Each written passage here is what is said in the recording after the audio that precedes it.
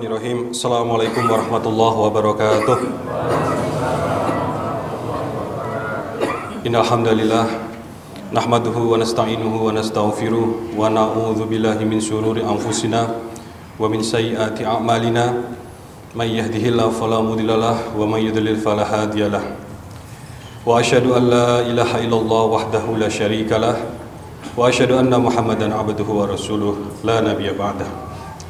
Allahumma shalli wa sallim ala Muhammad wa ala alihi wa ashabihi wa man tabi'ahum bi ihsan ila yaumiddin. Amma ba'du. Jemaah Masjid At-Taqwa yang dimuliakan Allah Subhanahu wa taala. Pada kesempatan malam hari ini kita menginjak malam ke berapa? Ke 12 ya. Ke 13. 13 tidak terasa. Jadi kalau di dalam surat Al-Insyiqaq ayat 19 Allah Subhanahu wa taala berfirman, la tarkabunna tobaqan an tobaqi. Jadi dibuat perumpamaan oleh Allah Subhanahu wa taala jalan dalam kehidupan kita ini, jalan dalam menuju takwa itu jalan yang maju dan kemudian bertingkat, tingkat demi tingkat. Jadi ini yang insya Allah kita lalui semenjak kita lahir hingga kemudian kita nanti menuju akhir hayat kita. Ramadan itu adalah bulan percepatan, bulan katalisator, bulan akselerator untuk mempercepat kita menaiki anak tangga menuju derajat ketakwaan ini. Dan mari kita selalu ingat bahwa takwa itu satu-satunya alat ukur, satu-satunya cara Allah menilai kita.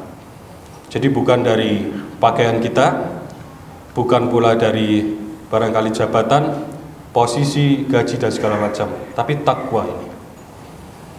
Dan dalam kesempatan malam ini saya ingin menyampaikan minimal ada 3 anak tangga. Beberapa anak tangga, di antara banyak anak tangga menuju derajat ketakwaan tersebut. Yang pertama adalah tauhid kita.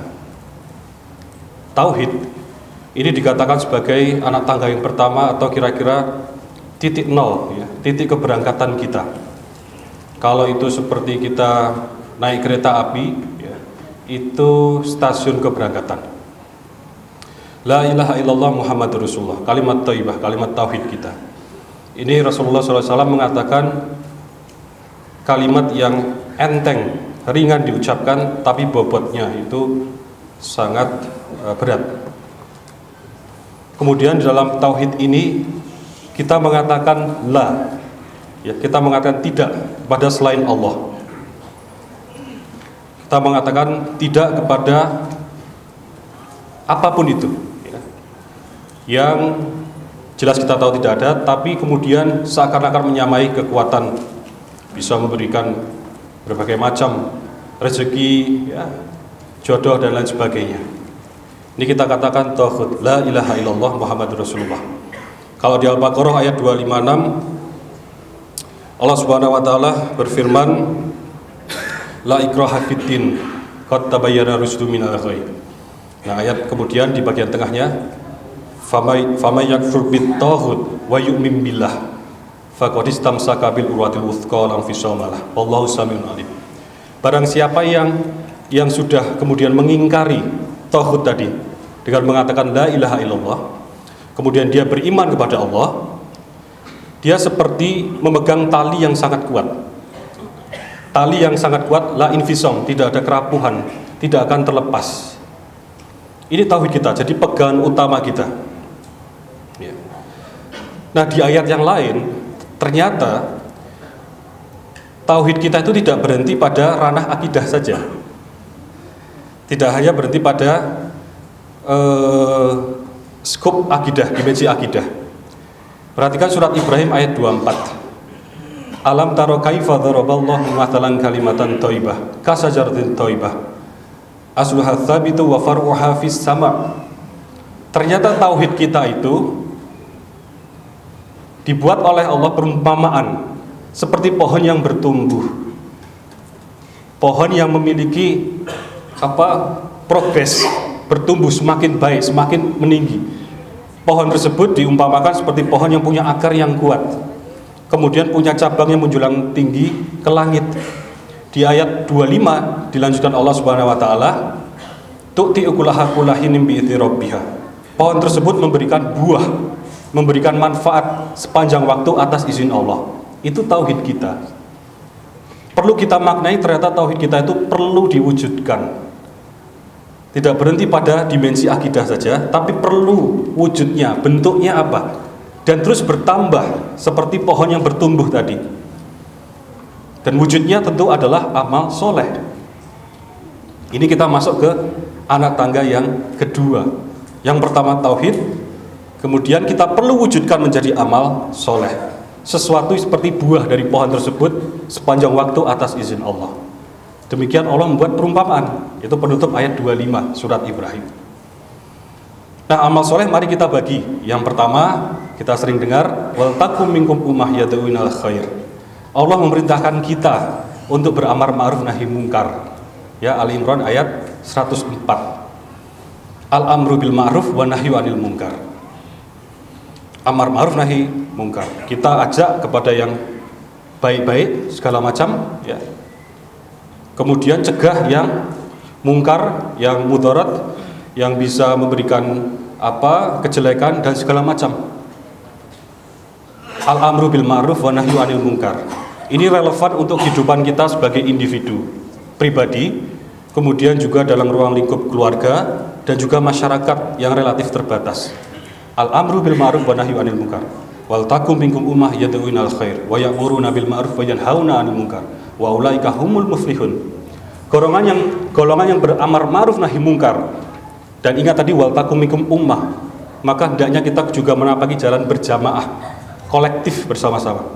Golongan yang memilih jalan tersebut itu disebut al-muflihun. Dijanjikan Allah sebagai golongan yang al-muflihun, yang sukses, yang menang, yang jaya. Amar ma'ruf nahi munkar.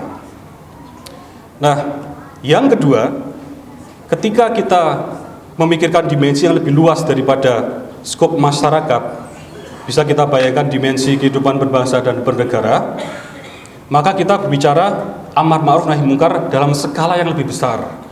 Kita berbicara tentang keadilan. Kita berbicara tentang lawannya, al-zulmi, kezaliman, kelaliman.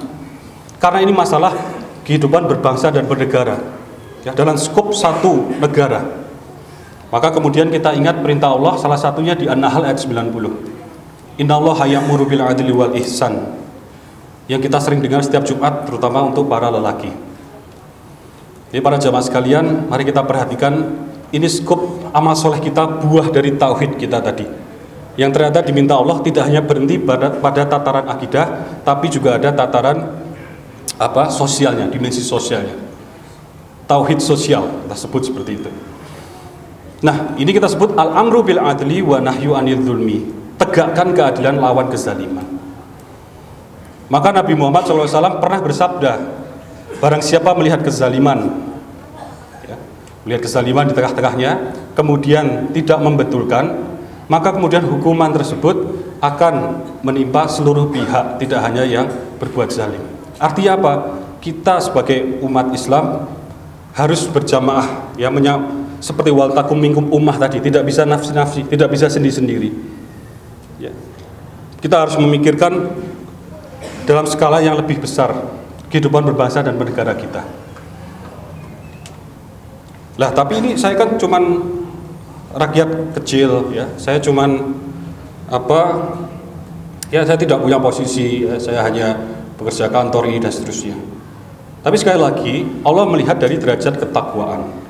Kemudian kalau kita lihat wa idz qala rabbuka lil malaikati inni ja'ilun fil ardi khalifah. Allah memberikan statement, pernyataan yang kuat di hadapan para malaikat bahwa Anda semua, kita semua ini khalifah, perwakilan untuk tugas-tugas tertentu di hadapan para malaikat dan makhluk yang lain. Qalu ataj'alu fiha ma yusidu fiha wa yasfiku dima. Singkat cerita, malaikat sempat protes, ya. Tapi saya kembali lagi ke sini. Kita perlu melakukan al-amru bil adli wa nahyu 'anil zulmi. Ini tugas kita bersama. Bagaimana menegakkan keadilan di negeri ini? Ya. Atau kita lihat dulu kasusnya, sudah adilkah kita di negeri ini? Ya, mungkin alhamdulillah kita hari malam ini di Masjid At-Taqwa ini makmur ya insyaallah ya.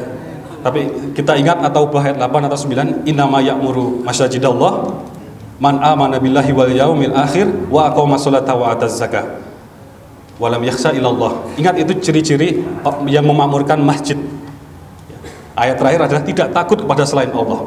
Nyambung ke tauhid kita tadi. Di akhir ayat Taubah 8-9. Kita di masjid yang nyaman ya, di luar sana mungkin kita lihat ekonomi hidup dasar. Tapi mungkin tidak jauh dari sini. Itu datanya 26,5 juta penduduk Indonesia hidup di bawah garis kemiskinan. Itu yang tercatat para jamaah sekalian. Berapa garis kemiskinan itu? 500.000 rupiah untuk kebutuhan sandang, pangan, papan setiap bulannya. Ya. Itu garis kemiskinan. Kemudian ekonomi kita lagi ya.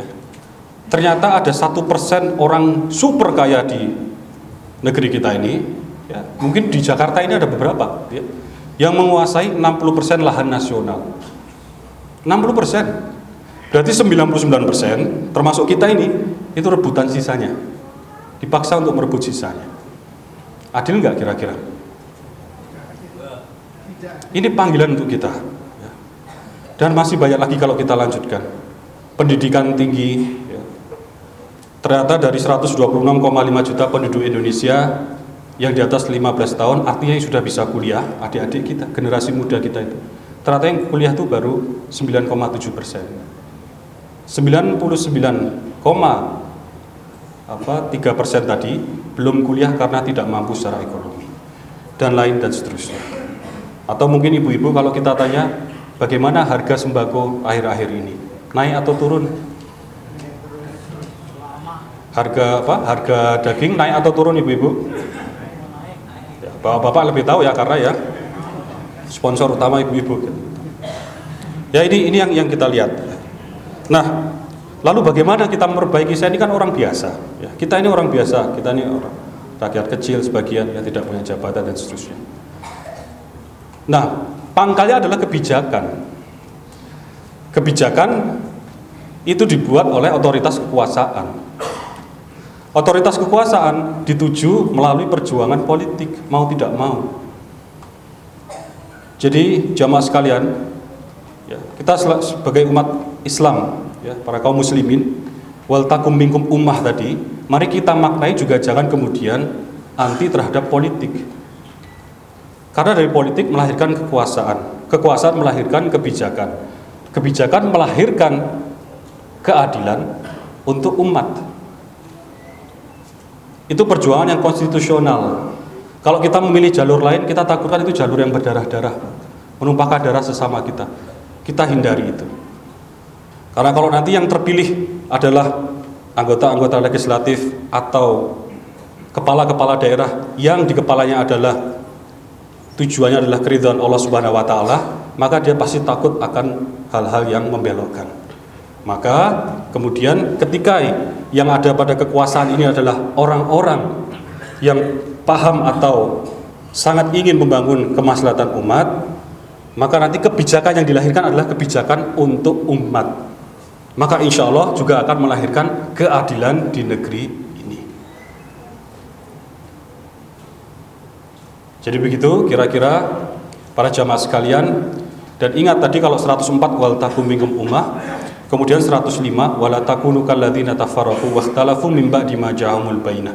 Kamu jangan seperti orang yang bercerai-berai atau berselisih. Ini perintah Allah untuk kita bersatu ya. Untuk kita bersatu dalam rangka apa? Al-amru bil ma'ruf wa nahyu 'anil munkar, dan tadi al-amru bil 'adli wa nahyu 'anil dzulmi. Tegakkan keadilan, lawan kezaliman. Bagian yang memiliki kemampuan, memiliki cita-cita ya, jadilah anggota-anggota menjadi calon perwakilan nanti di DPR sana. Kemudian nanti undang-undang tadi bisa dirubah sedemikian rupa untuk kemaslahatan umat, untuk menegakkan pilar keadilan. Jadi karena sangat sempit kesempatannya, insya Allah kita cukupkan dulu. Nanti lain waktu kita sambung lagi. Terima kasih. Mohon maaf kalau ada kesalahan. Wa ma taufiqi illa billah, alaihi tawakkaltu wa ilaihi unib. Assalamualaikum warahmatullahi wabarakatuh.